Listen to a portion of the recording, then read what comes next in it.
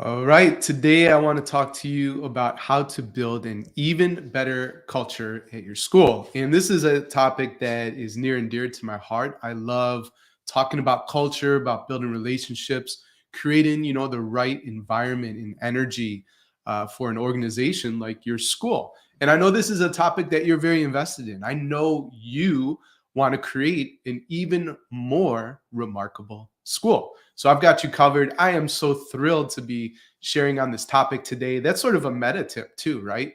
You're the first person that you have to convince. People can feel like, is this something that you believe in? Are you excited? Are you all in on the idea? And I am when it comes to culture. So, culture building, in my opinion, it's easy to get away from, right? Why is that? Why is it so easy to take culture, which we know is so important, right? You've heard the very famous quote, culture eats strategy for breakfast, right?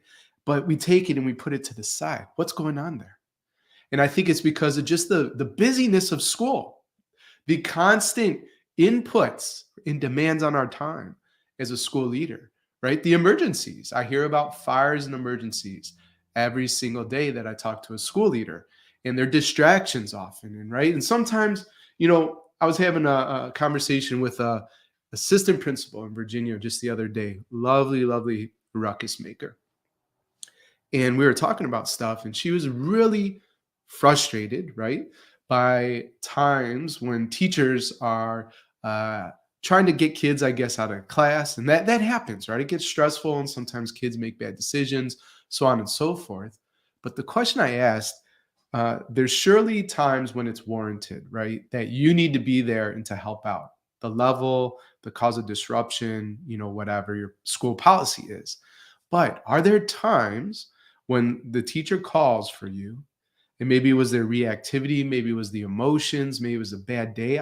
There could be a lot of reasons, but are there times that it actually wasn't warranted? The teacher, the classroom leader could have dealt with the situation. She's like, oh yeah, can you put a percentage on it, right? And as we dug into that topic, it was like, whoa, this is eating up a lot of time.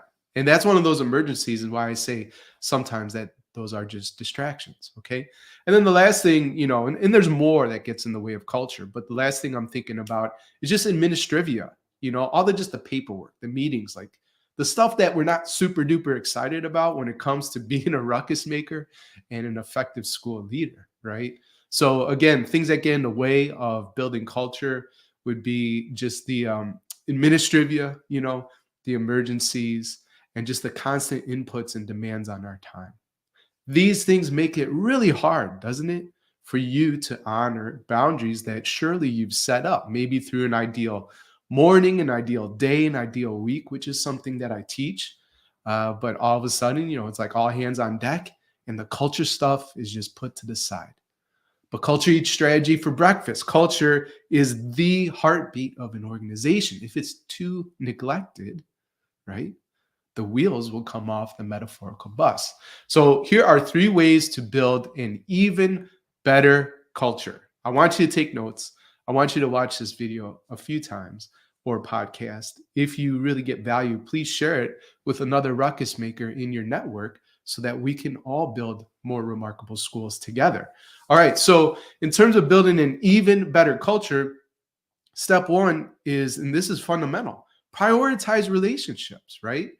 And when it comes to that, I just did a 7-day mindfulness retreat. It was on concentration insight, so many takeaways and that kind of thing. But one of the ideas or insights that I have that translate here is that just so often we're distracted, right? We're not present. We're not aware fully in this moment. Maybe you're watching this video while you're scrolling another social media channel or I'll tell you this. I heard from a coach, and this is very, very naughty. They were concerned about a mastermind member who is new to the community, okay, and shows up, and you can tell they're emailing, they're on their phone, all this kind of stuff. And I said to the coach, it sounds like you need to have a crucial conversation. This person's so distracted, they're getting zero. They're extracting zero value, right, from being in the mastermind.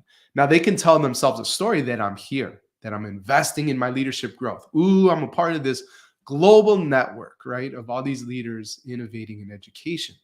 But are they really growing? So distractions are a big problem, and that gets in the way of prioritizing relationships.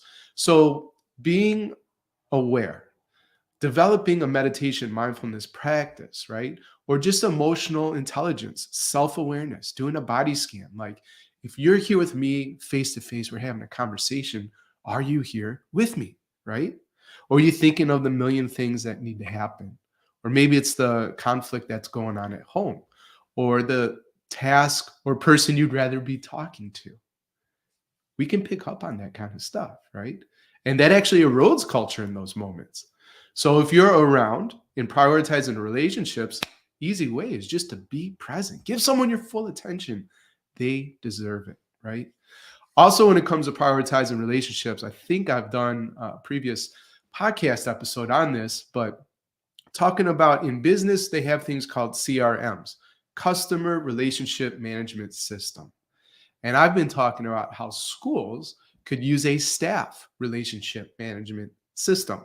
I'm not going to go into a deep dive in terms of what that looks like at your school, okay? But the whole idea of a CRM or a staff relationship management tool is just every time that you're here, present, connected with another person, you're getting data. Maybe they tell you something. Like I was texting with one of our awesome mastermind coaches, Kareen, and she sent me a picture. It was actually, well, that doesn't matter. But anyways, the picture was of a cute puppy. So I'm asking, what's going on there, right? And they're looking at shelter dogs, right? And doing a rescue. So that's something I can just follow up on. Hey, did you get a dog yet? Did you make a decision? What's the dog's name, right? When did you bring it home? This kind of stuff. It just shows that you're interested, right?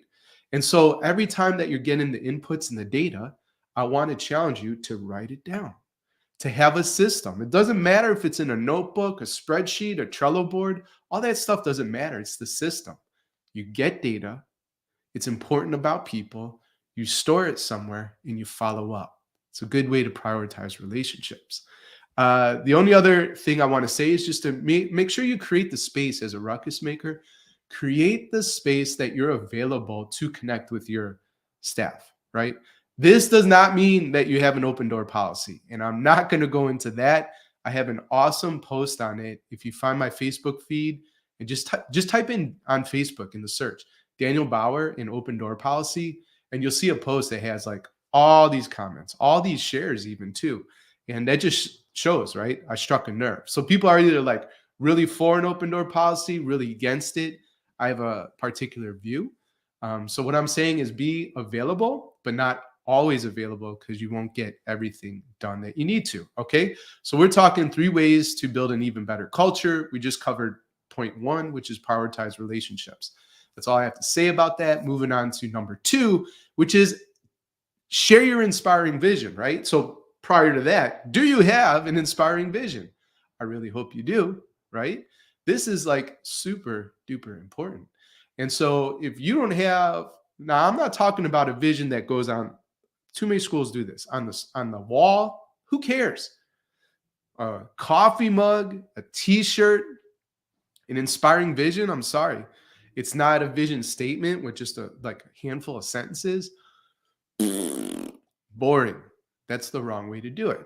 In Taos, New Mexico, we held a live event and we created what I call the remarkable vision formula, right? And we talked about vision for you personally. That's step 1. Step 2, vision for your family, and then vision for your school. Why do I start with you personally, then family, and then school? Well, you can't pour from an empty cup. So people, again, feed off your energy.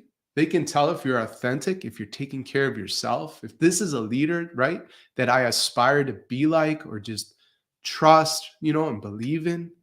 And if you're taking care of yourself, that's inspiring to others. If you're knocking off things off your dream list, bucket list, right? Again, pouring into yourself, you have an abundance to pour into others. So that's why we start with you. And then, of course, you got to start, secondly, with family, because if your home life isn't going well, right, then that bleeds into and impacts your work life. And ultimately, work is great. We get a lot of meaning and value and satisfaction from that. But at the end of the day, it's family that matters most, right? So that's why we have our priorities set up that way. And then you get to the vision. I'm not going to do a huge teaching here on having an inspiring vision, but you can think about like all these different areas around your school. I'm going to give you just one way to think about your remarkable vision for your school. And I want you to take 5 to 10 minutes, get your favorite journal, and I want you to write on this prompt, right? When you're not around, what are students, staff, and parents saying about your school, right?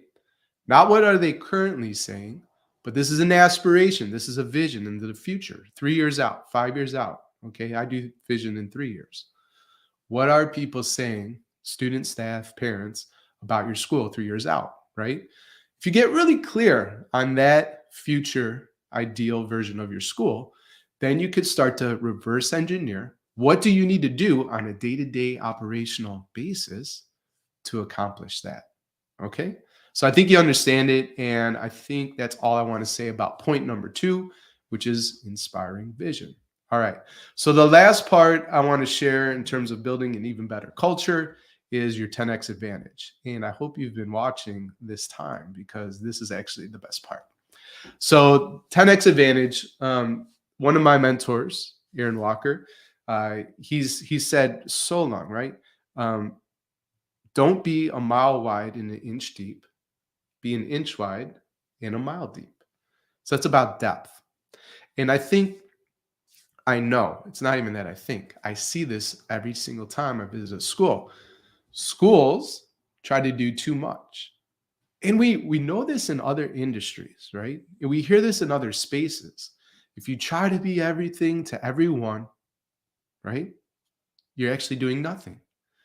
So what I want to challenge ruckus makers who are thinking deeply about building an even better culture, what are just a handful of things your school can absolutely be the best in the world at, right?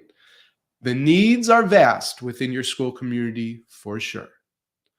And I'm not saying ignore them, but I'm saying with pride and confidence, what can you as a building rally around to say we are experts at 1, 2, 3, right?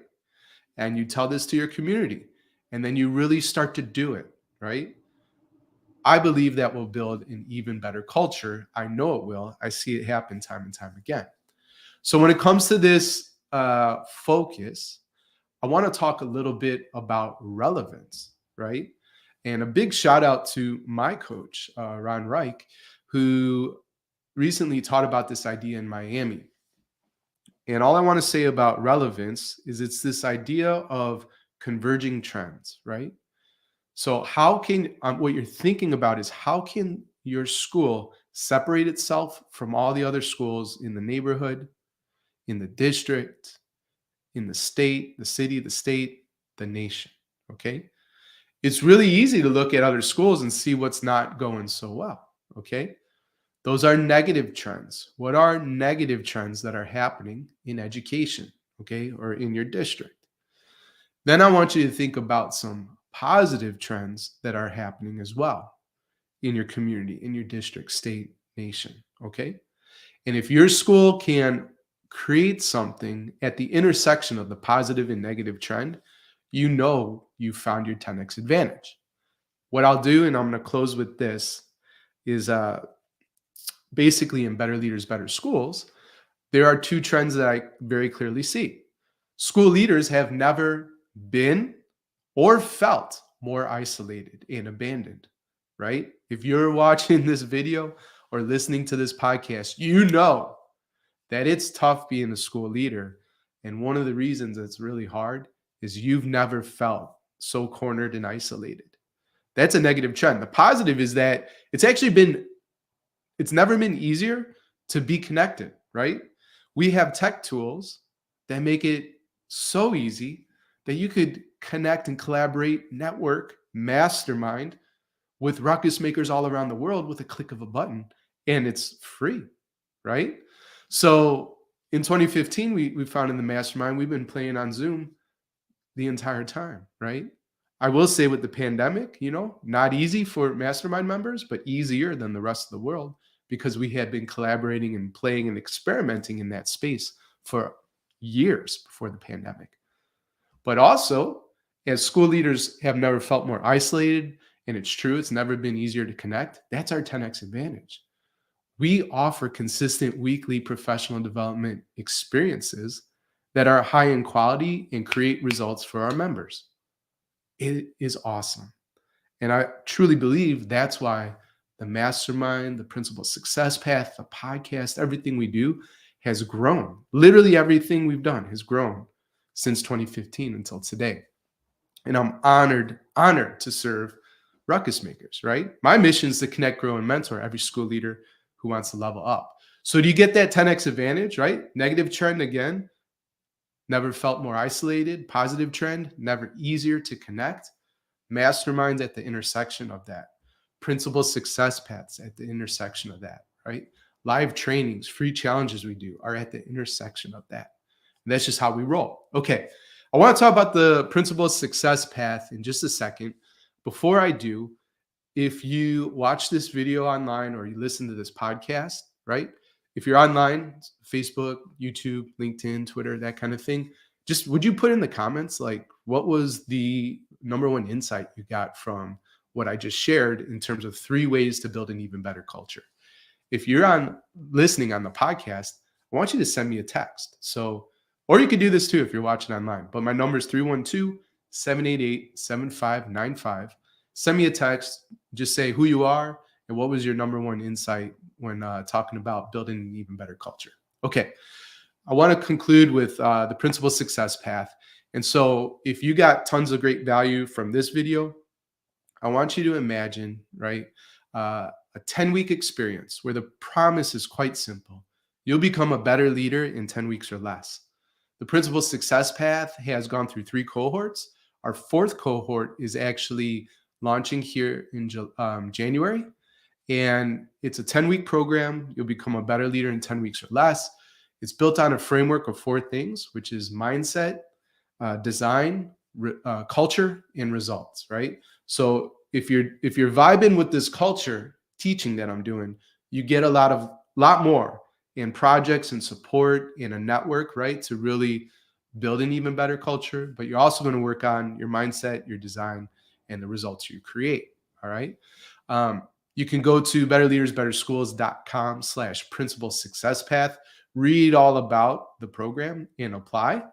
The other thing that I want to say about the principal success path, I think I'll end with 2 things. One, it's backed by a ruckus maker guarantee.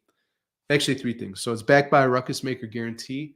If you show up and you implement the ideas and say, I did not grow, 100% refund on your investment. Okay.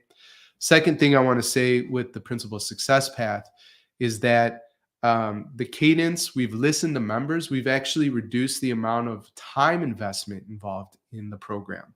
So if I could briefly just describe what your week to week experience will feel like, let me do that. So Monday is a live call. And on Mondays, we're going to introduce an idea, describe a project or challenge we want you to engage in. You'll collaborate with other ruckus makers and actually build momentum working on that project. There'll be time for Q&A if you got stuck at all. And that's it for Monday, right? Tuesday, you're going to ship that project. And on Wednesday, you'll provide feedback to your peers on the project. Thursday, you're going to reflect on how you've grown, how your perspective of leadership has changed. And then on Friday, we're going to have what's called office hours, where you can ask questions or dig deeper into the principal success path content, or you can just in real time get coaching and mentorship saying, hey, this is a real world project I'm working on in my school. This is a challenge that I'm facing, right? A hard conversation I need to have or whatever.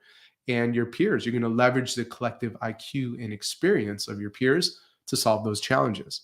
So that's epic. That's the Monday through Friday.